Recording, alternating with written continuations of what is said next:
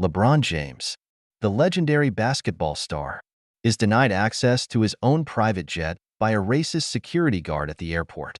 But what happens next is beyond belief. A twist that not only shocked everyone on the scene, but also ignited a conversation that's resonating across the nation. Don't miss out on this unexpected turn of events. Like, subscribe, and share your location in the comments to join the conversation. LeBron James stood on the balcony of his beachfront mansion, gazing out at the sprawling city of Skyview. The golden hues of the setting sun reflected off the ocean, casting long shadows over the vibrant streets. It was a view he had come to associate with success, a hard-earned vantage point that symbolized how far he had come from the modest beginnings of his childhood.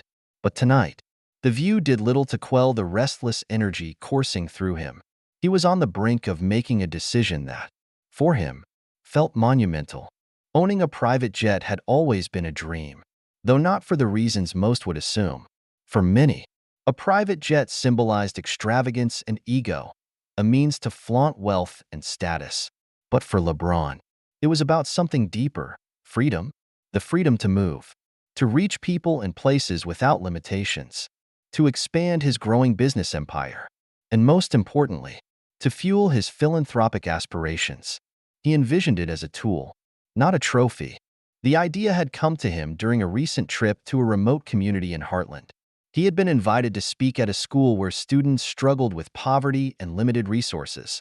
The experience had left a profound impact on him.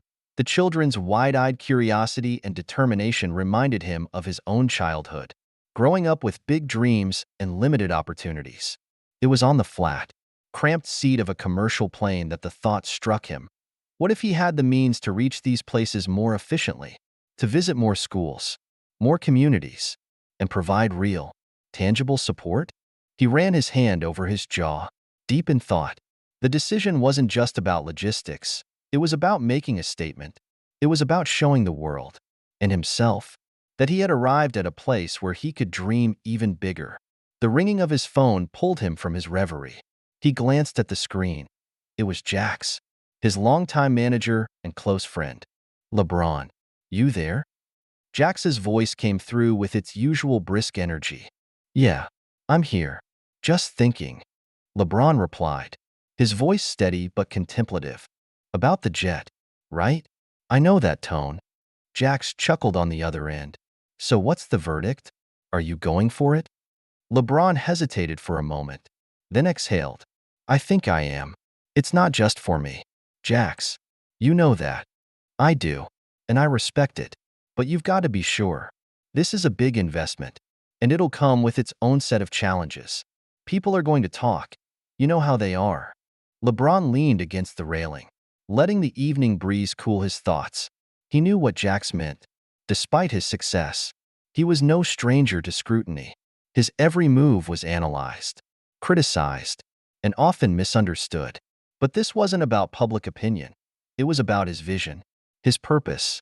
"I've thought about that," he said finally, "but I can't let fear dictate my decisions. This isn't just about me flying in luxury. It's about creating opportunities, breaking barriers. And if people want to talk, let them. I'll show them what this jet is really for." Jax paused, then replied with a note of approval. "That's what I wanted to hear. All right, let's make it happen. I'll start pulling some options for you to review." Over the next few weeks, the process of selecting the right jet began. LeBron threw himself into the details, immersing himself in a world he had never explored before. He visited hangars, spoke with manufacturers, and weighed the pros and cons of different models. Each visit brought a new sense of excitement and clarity. The jets themselves were marvels of engineering, sleek, powerful, and designed with precision, but beyond the aesthetics. LeBron was drawn to their potential. He finally settled on a model that struck the perfect balance between luxury and practicality. It was spacious enough to accommodate his team and guests, equipped with cutting-edge technology, and had the range to reach the most remote corners of the country. The day he signed the papers, he felt a surge of pride and anticipation. This was it. His vision was coming to life. The first time he stepped aboard the jet, it was like walking into a new chapter of his life. The interior was immaculate, with leather seats, polished wood accents, and panoramic windows that offered breathtaking views of the sky. But what excited him most was the opportunity it represented. He could already picture the lives he would touch, the places he would go, and the change he would inspire. As the weeks passed, LeBron's excitement grew.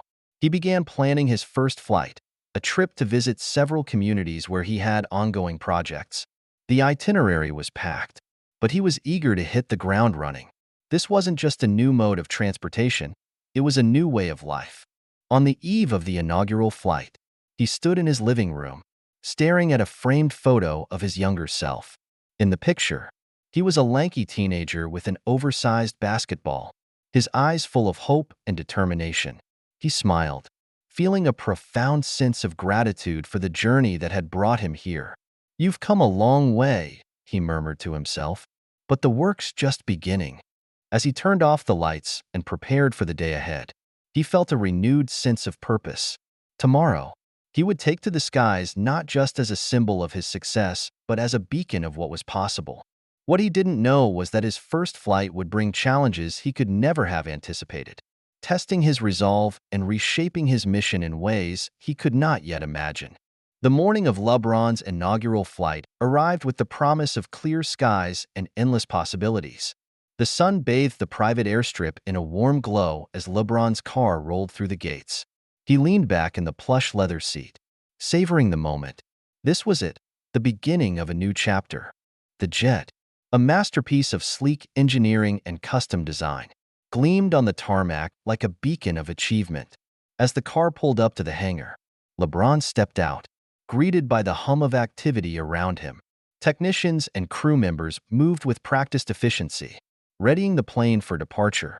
The air smelled faintly of aviation fuel and freshly cut grass mingling with the crisp breeze. LeBron adjusted his tailored blazer and strode toward the jet with an easy confidence. He was proud of what this moment represented, not just for him, but for everyone who had ever dared to dream bigger than their circumstances.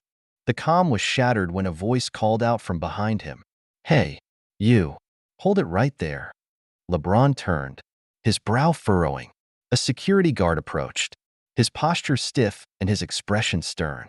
The man was tall and broad-shouldered, his uniform crisp, but his demeanor anything but welcoming. LeBron stopped in his tracks, unsure of what had prompted the interruption.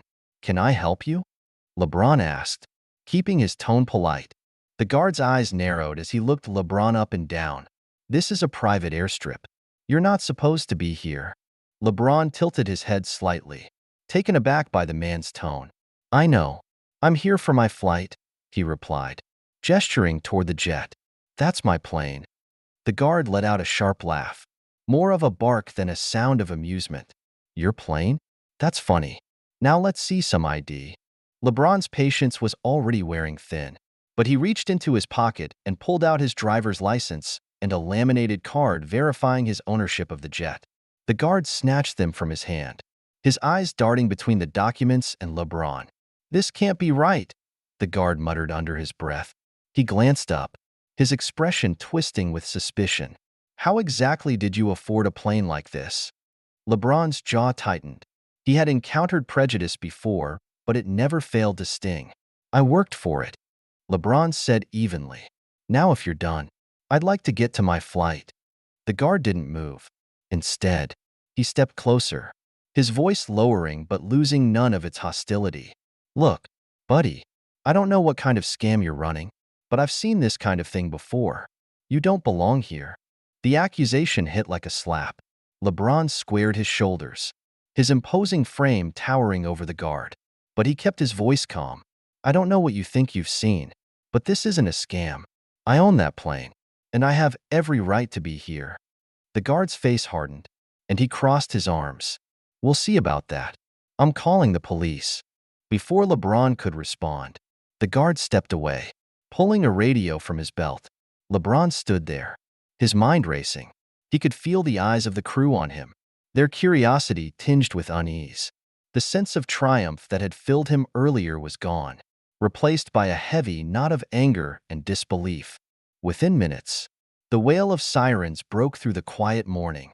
2 police cars pulled up, their lights flashing. and 4 officers stepped out. They approached the scene with measured steps, their hands resting on their belts. The guard rushed to meet them, gesturing animatedly in LeBron's direction. LeBron took a deep breath, forcing himself to stay composed. He watched as the officers listened to the guard's account, their expressions shifting from neutrality to skepticism. Finally, one of them turned to him. "Sir, we're going to need to see your identification and proof of ownership for the aircraft," the officer said, his tone firm but not devoid of the guard's overt hostility. LeBron handed over his documents again, keeping his movements deliberate. The officer examined them carefully, but the crease in his brow didn't ease. "These look legitimate," the officer said finally, but his tone carried a note of doubt. "Still, we're going to have to verify everything. You understand?"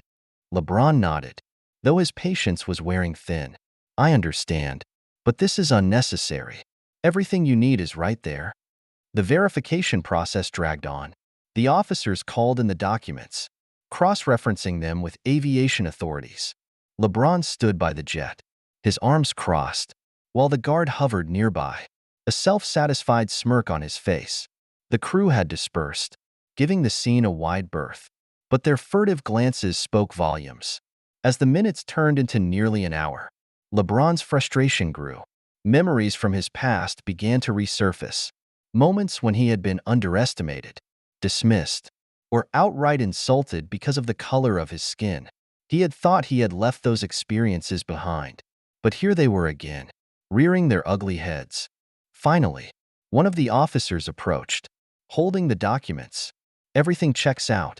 You're free to go," he said, his tone clipped as if he were reluctant to admit it.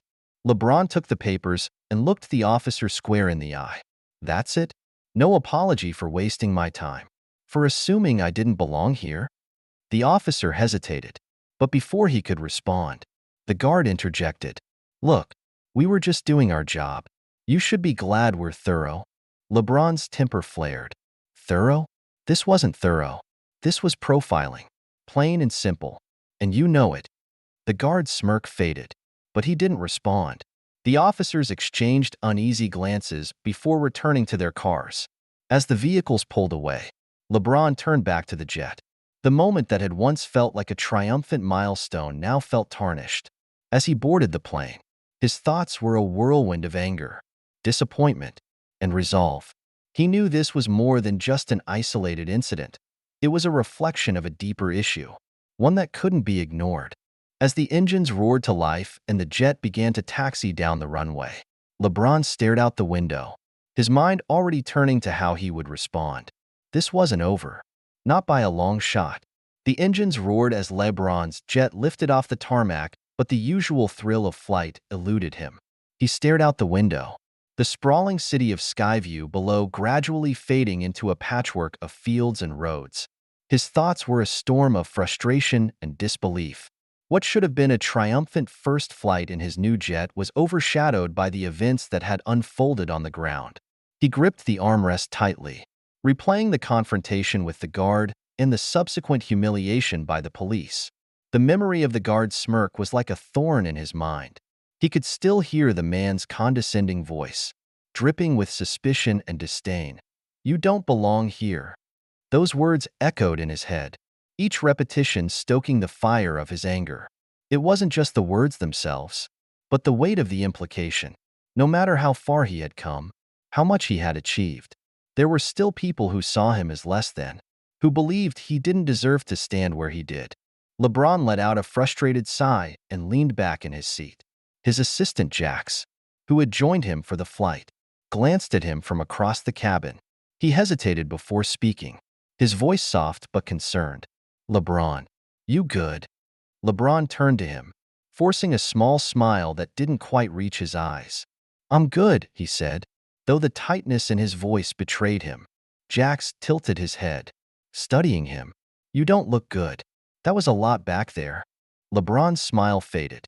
He looked down at his hands, the tension in his shoulders refusing to ease. "Yeah," he admitted quietly. "It was." Jax set his tablet aside and leaned forward. "You don't have to hold it all in. You know what happened back there wasn't right. Anyone could see that." LeBron appreciated his words, but they did little to dull the sting of what he had experienced. "It's not the first time," he said, his voice low. "You'd think I'd be used to it by now. But you shouldn't have to be." Jax replied firmly. "You've worked hard for everything you have. You earned that plane just like you earned your success. No one has a right to question that." His words resonated, but they also brought a wave of conflicting emotions. LeBron had always prided himself on his resilience, his ability to rise above challenges and prove his worth through action. But this time felt different. This time, the humiliation cut deeper. As the plane leveled out at cruising altitude, LeBron's mind drifted back to his childhood. He remembered a specific incident from his early school years, a memory he had buried but never truly forgotten. He was 8 years old, sitting in a classroom filled with other kids in Sunrise School. It was career day, and everyone had been asked to share their dreams for the future. When his turn came, he stood up, his voice filled with excitement as he declared, "I'm going to be a big-time basketball player." The room erupted in laughter. His classmates didn't believe him, and neither did the teacher, who had smiled indulgently and said, "That's a nice dream, but maybe you should think of something more realistic."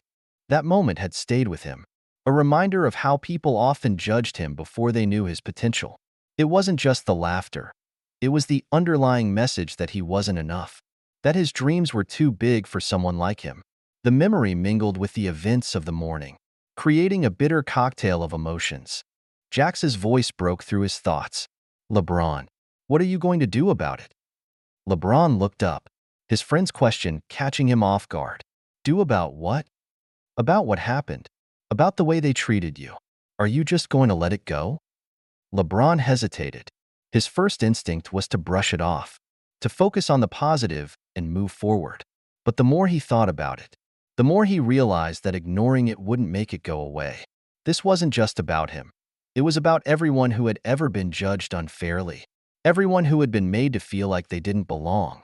"I don't know yet," he admitted, "but I can't let it slide. Not this time." Jax nodded, his expression thoughtful. Maybe this is an opportunity to make a statement, to show people that this kind of behavior isn't acceptable. His words planted a seed in LeBron's mind. As the plane flew on, LeBron began to consider how he could turn this experience into something meaningful. The anger still simmered beneath the surface, but it was beginning to transform into something else: resolve. The flight ended without incident, but the morning's events lingered like a shadow. As LeBron stepped off the jet, he was greeted by a group of local organizers who had been eagerly awaiting his arrival in Riverton. Their smiles and warm handshakes were a stark contrast to the hostility he had faced earlier. And for a moment, he felt a glimmer of hope. One of the organizers, a middle-aged woman named Clara, led him to a group of children who had gathered to meet him. Their eyes lit up when they saw him, their excitement palpable. LeBron knelt down to their level, listening as they shared their dreams and aspirations. It was moments like these that reminded him why he did what he did. But even as he engaged with the children, the memory of the guard's words lingered in the back of his mind. The injustice of it gnawed at him, refusing to be ignored. As he boarded the car that would take him to his next destination, he pulled out his phone and opened the camera app. He hesitated for a moment, then hit record. Looking into the camera, he began to speak, his voice steady but filled with emotion. "Today was supposed to be a celebration," he said. "The first flight in my new jet, a symbol of everything I've worked for. But instead, I was met with suspicion, hostility, and doubt, not because I did anything wrong, but because of who I am and how I look. This isn't just about me. It's about a system that still judges people by the color of their skin, no matter how far they've come." He paused, gathering his thoughts. "I'm sharing this because I know I'm not alone. There are so many people out there who face this kind of treatment every day, and it needs to stop. We need to have these conversations. Even when they're uncomfortable, we need to demand better." He ended the video with a promise. "This isn't over. I'm going to make sure something good comes out of this. For me, for you, for all of us." As he hit the upload button and watched the video begin to spread, he felt a sense of clarity. The humiliation and anger were still there, but they were no longer just emotions. They were fuel for action, a catalyst for change. As LeBron sat in the back seat of his car, watching the video upload progress bar inch its way to completion, he felt a strange mix of nerves and anticipation. Sharing his story was not a decision he had made lightly, but it felt necessary, urgent, even. It wasn't just about him anymore. It was about every person who had ever been judged unfairly, who had felt the sting of prejudice cutting through their accomplishments. When the video finally went live, LeBron closed his phone and leaned back, staring out the window as the car sped toward his next destination in Riverton. For the moment, there was nothing more he could do. The rest was up to the world. It didn't take long. By the time LeBron reached his hotel, his phone was already buzzing relentlessly. Notifications flooded in, comments, shares, messages of support.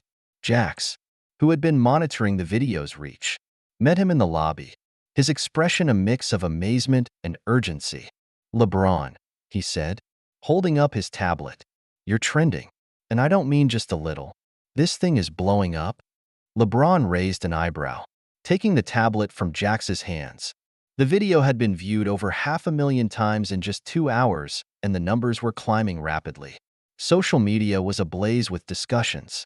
The hashtags #FlyingWhileBlack and #LeBronSpeaksOut leading the charge. Celebrities, activists, and ordinary people alike were weighing in, sharing their own stories of discrimination and rallying behind LeBron's call for change. The comments were an emotional roller coaster, a mix of outrage and support. "This is disgusting. How does this still happen? LeBron, you're an inspiration. Thank you for speaking out. Every time I think we've made progress, something like this happens. We need to do better." But not all the reactions were positive. As always, there were detractors, voices questioning his intentions, accusing him of overreacting or worse, fabricating the incident for attention. Here we go again, playing the victim card. Maybe if you acted like you belonged there, this wouldn't have happened. Typical celebrity drama. Must be nice to have problems like this. LeBron felt a flicker of anger as he scrolled through the negativity, but he pushed it aside. He hadn't shared his story for the trolls.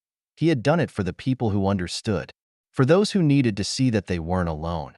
The buzz continued to grow. By the evening, news outlets had picked up the story, and LeBron found himself fielding interview requests from major networks. Jack sat across from him in the hotel lounge, a whirlwind of efficiency as he managed his schedule. "BCN News wants to do a live interview tomorrow morning," he said, scrolling through his phone. "The Eagle Times is asking for a written statement. And there's an email from Lena Montague's team. They're interested in having you on her show." LeBron ran a hand over his face, the weight of it all beginning to settle on his shoulders. "This is bigger than I expected," he admitted. "That's because it's not just about you," Jack said gently. "This is striking a chord with people. You've opened a door that a lot of folks have been waiting to walk through."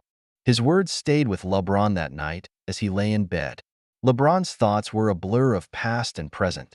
He remembered the moments of discrimination he had faced throughout his life, some blatant, others subtle, but all of them leaving their mark. He thought about the people who didn't have his platform, who couldn't share their stories with millions. And he thought about the future, about what he could do to make a difference. The next day, LeBron stepped into the spotlight with a renewed sense of purpose. The BCN News interview was his first public statement since the video went viral, and he approached it with equal parts determination and apprehension. Sitting across from the host, the studio lights casting a warm glow, he spoke candidly about what had happened. "This isn't just about me," he said, his deep voice steady but charged with emotion. "It's about a system that allows this kind of behavior to persist. I'm speaking out because I have the platform to do so. But there are so many people who face this every day and don't have a voice. That's who I'm doing this for." The interview was raw and powerful, and it only added fuel to the fire. By the end of the day, the story had gone global, sparking debates about race, privilege, and systemic bias. Social media continued to buzz with activity, and LeBron found himself inundated with messages from people sharing their own experiences of prejudice and discrimination. One message in particular caught his attention. It was from a young man named Marcus who worked as a baggage handler at a small regional airport in Eagle Land. Marcus wrote about how he had been repeatedly passed over for promotions despite his hard work and dedication, all because his supervisors assumed he wasn't management material. He thanked LeBron for speaking out, saying that it gave him hope. LeBron read the message twice, his chest tightening. Marcus's story was just one of many, but it underscored the importance of what he was doing. This wasn't just about exposing injustice. It was about empowering people to believe in their own worth, to fight for their place in a world that often tried to push them down. As the day went on, the conversation continued to grow. Activists and organizations reached out, offering their support and sharing ideas for how to turn the momentum into meaningful action. LeBron began to see a path forward, a way to channel the anger and frustration he had felt into something positive. But not everyone was ready to embrace change. The management of the private airstrip where the incident had occurred in Skyview released a statement that was equal parts apology and deflection. They expressed regret for any misunderstanding but stopped short of acknowledging any wrongdoing. The guard, they claimed, had been acting in accordance with protocol. LeBron wasn't surprised, but the response only strengthened his resolve. He knew that real change wouldn't come from statements or surface-level apologies. It would come from action, from holding people accountable and creating systems that prioritized fairness and respect. By the end of the week, LeBron's story had become a rallying cry. Protests were organized, petitions circulated, and discussions about systemic bias took center stage in media and public forums. LeBron, meanwhile, began laying the groundwork for his next steps. He wanted to do more than just speak out. He wanted to create lasting change. As he sat in his office one evening, reviewing plans for a new initiative to support marginalized communities, Jax walked in with a smile. "You're not going to believe this," he said, holding up his phone. "The airstrip just announced they're launching mandatory bias training for all staff. And the guard? He's been fired." LeBron looked up, a flicker of satisfaction crossing his face. It wasn't a complete victory, but it was a step in the right direction. "Good," he said simply, "but we're just getting started." The chapter ends with LeBron standing at the threshold of a new mission. What began as a moment of humiliation and anger had transformed into a movement for change. And as he looked ahead, he knew there was still much work to be done. The days following the announcement of the airstrip's mandatory bias training and the firing of the guard were a whirlwind for LeBron. Though a small victory, it was enough to ignite a spark of optimism in a moment that had felt heavy with frustration.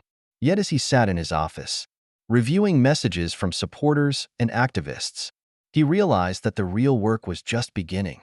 The scandal had evolved into a national conversation, and LeBron's name was now inextricably linked to the fight against systemic prejudice.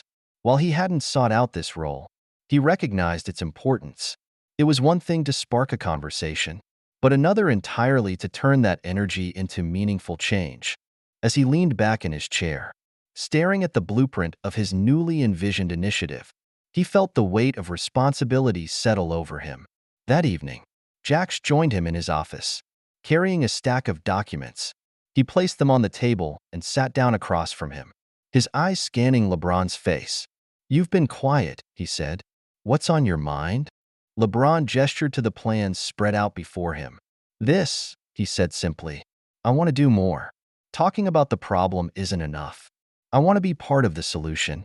Jax nodded, a small smile tugging at his lips. "I had a feeling you'd say that. That's why I've been working on something I think you'll like."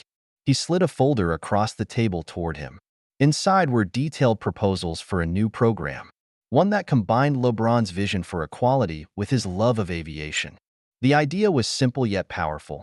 Use his private jet not just as a tool for his business, but as a means to serve others. He could provide free flights to those in need, patients seeking critical medical care, families reuniting in times of crisis, and students traveling for educational opportunities. The program, aptly named Wings of Hope, would also partner with schools and community organizations to offer scholarships and mentorships in fields like aviation and engineering. LeBron flipped through the pages, his eyes lighting up as he absorbed the details. "This is it," he said, his voice filled with conviction. "This is what I've been looking for." Over the next several weeks, LeBron and Jax worked tirelessly to bring the program to life. They reached out to hospitals, schools, and charities in cities like Riverton and Eagleland, building partnerships and laying the groundwork for their first mission. Every detail was carefully planned, from the logistics of the flights to the stories of the people they would help. The inaugural flight of Wings of Hope was scheduled to transport a young girl named Maya and her mother from a small town in Heartland to a children's hospital in Skyview. Maya was only 7 years old and had been diagnosed with a rare heart condition. Her family's modest income and the distance to specialized care had made her treatment a daunting challenge. When they received the call from LeBron's team offering assistance, Maya's mother had broken down in tears. On the day of the flight, LeBron arrived at the airstrip early, eager to meet Maya and her mother. The jet stood ready on the tarmac, its sleek exterior now adorned with the Wings of Hope logo, a symbol of possibility and promise. When the family arrived, LeBron greeted them warmly, kneeling to shake Maya's hand. "Hi, Maya," he said, his deep voice gentle. "Are you ready for an adventure?" Maya nodded shyly, clutching a stuffed bear to her chest. Her mother, still overwhelmed by the gesture, struggled to find the words to thank him. "You're giving us hope," she said finally, her voice breaking. "I don't know how we can ever repay you." LeBron placed a reassuring hand on her shoulder. "You don't have to," he said. "This is what it's all about." The flight itself was a transformative experience. Maya's initial nerves gave way to wonder as she gazed out the window, watching the clouds drift by. LeBron joined her at one point, pointing out landmarks below and sharing stories about his own travels. For Maya, the journey wasn't just a means to medical care. It was a glimpse into a world she had never imagined. When they landed in Skyview, a team of hospital staff was waiting to greet them. Maya and her mother were escorted to their next destination, but not before Maya turned back to wave at LeBron, her smile wide and full of gratitude. That first flight set the tone for what Wings of Hope would become. News of the program spread quickly, drawing attention from media outlets and inspiring others to get involved. Donations poured in, allowing LeBron to expand the initiative and add more flights to the schedule. Each mission brought its own set of challenges and triumphs, but the impact was undeniable. One particularly memorable flight involved transporting supplies to a hurricane-stricken region in Coastal Haven. The jet was loaded with medical kits, clean water, and food, and LeBron personally accompanied the team to ensure the delivery went smoothly. The devastation they encountered was sobering, but the gratitude of the people they helped made every effort worthwhile. In addition to the flights, LeBron began hosting events on board the jet. One evening, he invited a group of school students from underserved communities for a special dinner in the air. The cabin, usually reserved for business meetings and travel, was transformed into a makeshift classroom. As the plane cruised above the clouds, LeBron and his team shared stories of perseverance and success, encouraging the students to dream big. During one of these events, a young boy named Malik approached LeBron hesitantly. "Mr. James," he said, his voice barely above a whisper, "do you think someone like me could ever be a pilot?" LeBron crouched down to meet Malik's gaze. "I don't think you can," he said with a grin. Malik's face fell for a moment before LeBron continued. "I know you can, but you have to believe it first. If you're willing to work hard, the sky's the limit." Literally. The boy's face lit up, and LeBron felt a surge of pride. These moments, he realized, were the true measure of success. As Wings of Hope gained momentum, it became more than just a program. It became a movement. LeBron's vision inspired others to contribute in their own ways. From pilots volunteering their time to companies donating resources, the ripple effect was profound, touching lives far beyond what LeBron had initially imagined. By the end of the year, Wings of Hope had completed dozens of missions, each one a testament to the power of turning adversity into action. LeBron stood on the tarmac one evening, watching as another jet took off on a mission. The hum of the engines and the glow of the runway lights filled him with a sense of fulfillment he hadn't felt in a long time. As the plane disappeared into the night sky, Jax joined him, his hands in his pockets. "You did good, LeBron," he said, his voice soft but full of pride. "We did good." LeBron corrected, a smile tugging at his lips. And we're just getting started. The chapter ends with LeBron looking ahead, his heart and mind focused on the journey still to come. Wings of Hope was more than just a response to injustice. It was a new path, a beacon of what was possible when determination met purpose. The success of Wings of Hope had exceeded even LeBron's loftiest expectations. What had begun as a response to a personal slight had blossomed into a program that was changing lives. Yet, LeBron knew that the work was far from over. He wanted to expand the initiative's impact to reach not just those in immediate need, but also the dreamers, the young people who, like himself years ago, needed someone to believe in them. It was Jax who first suggested the idea of hosting dinners aboard the jet. "Imagine this," he had said, his eyes lighting up with excitement. "We turn the jet into a space for inspiration, a classroom in the sky. We invite students, give them an unforgettable experience, and show them what's possible." LeBron had loved the idea immediately. It combined two things he cared deeply about: creating opportunities and showing people that their dreams were within reach. He envisioned these dinners not just as meals, but as transformative experiences, a chance to plant seeds of hope and ambition in young minds. The first dinner was planned for a group of high school students from an underserved community in Riverton. These were kids who had grown up in environments where opportunities were scarce and dreams often felt out of reach. LeBron wanted to give them a night they would never forget. The evening began at a small private terminal where the students, dressed in their best outfits, gathered with wide eyes and nervous smiles. Many of them had never been near an airplane, let alone boarded one. LeBron greeted them personally, shaking hands and cracking jokes to put them at ease. His towering presence could be intimidating, but his warm demeanor quickly broke down any barriers. As the group boarded the jet, their awe was palpable. The interior, usually reserved for business meetings and executives, had been transformed for the occasion. The seats were arranged around elegantly set tables, complete with crisp white linens, sparkling glassware, and centerpieces that shimmered under the cabin lights. The atmosphere was one of understated luxury, designed to make the students feel special. Once everyone was seated, the jet taxied down the runway and lifted into the sky. The students gasped as the city lights of Riverton below turned into a sprawling tapestry of twinkling stars. For many of them, this was their first flight, and the experience was both exhilarating and inspiring and surreal. As the plane leveled out at cruising altitude, the meal began. A team of chefs had prepared a gourmet menu. But the real highlight of the evening wasn't the food. It was the conversation. Seated at each table were mentors from various fields, including pilots, engineers, entrepreneurs, and artists, all of whom had been carefully chosen for their ability to inspire and connect with the students. LeBron himself moved from table to table, engaging in heartfelt discussions and sharing his own story. He talked about his journey from a kid with big dreams to a basketball icon and eventually to a businessman and philanthropist. He was honest about the challenges he had faced, the doubters, the setbacks, and the moments of self-doubt, and how he had overcome them. At one table, he sat across from Malik, the shy but bright-eyed teenager who had been handpicked by his school counselor to attend the dinner. Malik had a passion for aviation but had never dared to say it aloud, fearing ridicule or dismissal. As the meal progressed, LeBron noticed Malik's quiet demeanor and decided to draw him out. "Malik," LeBron said, leaning forward with a kind smile, "what's your dream? What do you want to do when you grow up?" Malik hesitated, his eyes darting nervously around the table.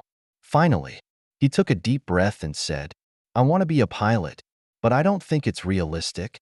LeBron's smile widened. "Why not?" Malik shrugged, his voice barely above a whisper. "It's expensive, and I don't know anyone who's done it. People like me don't become pilots." LeBron's expression grew serious. "Malik, I want you to listen to me. Don't ever let anyone tell you what you can or can't be. If you have the passion and the determination, you can do it, and you're not alone. There are programs, scholarships, and people who want to help you succeed." He reached into his pocket and pulled out a card with the Wings of Hope logo. "This is my promise to you," he said, handing Malik the card. You work hard, and we'll help you find a way. Deal? Malik's eyes filled with tears as he nodded, clutching the card like it was a lifeline.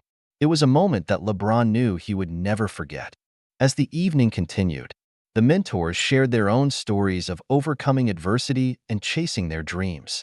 The students listened intently, their initial nervousness replaced by curiosity and excitement.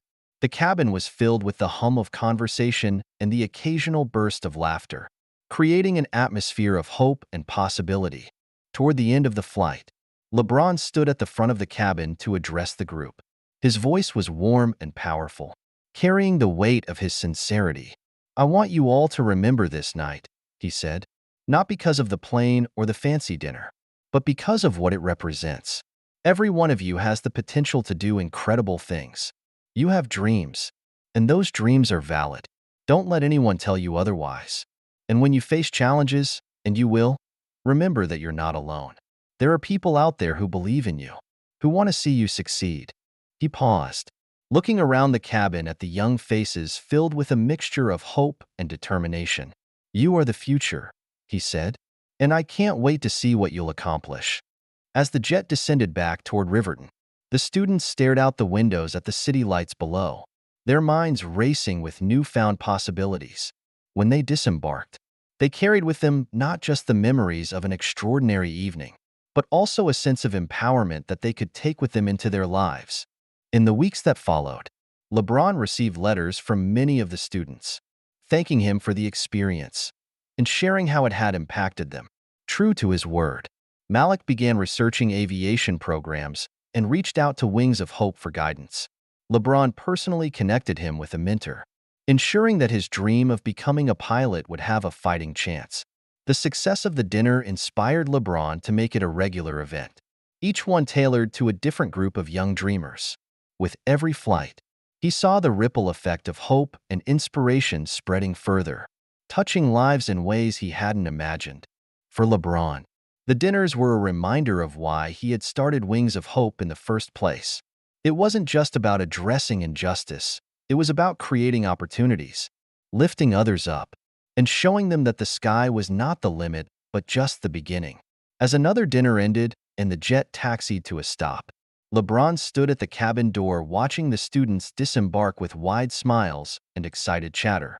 Jax joined him, his expression one of quiet pride.